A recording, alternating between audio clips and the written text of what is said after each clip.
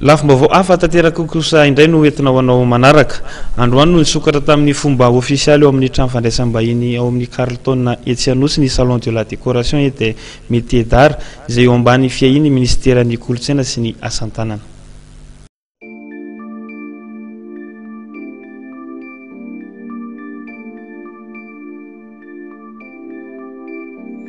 Efitra fatoriana, efitra finanana, efitra fandraisam-bahiny, haingon-trano sy haingo ivelan-trano, ireo no miandry ireo mpitsidika ny etika salon de la décoration et des métiers d'art izay nisokatra androany teto amin'ny Carlton Nosy.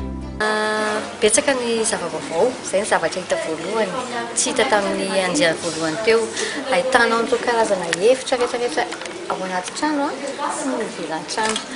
Vao miditra ny toerana misy fampirantiana fotsiny ianao dia mahafantatra hoe ao anatin'ny sehatra fanaingona tanteraka.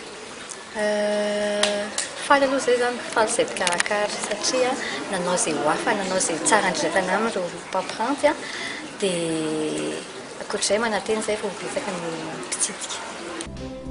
Amin'ny maha salon des métiers d'art ity etika ity ihany koa moa dia nisongadina ihany koa ireo asa tanana malagasy avo lenta ary tsy ambakan'ny vitany hafa.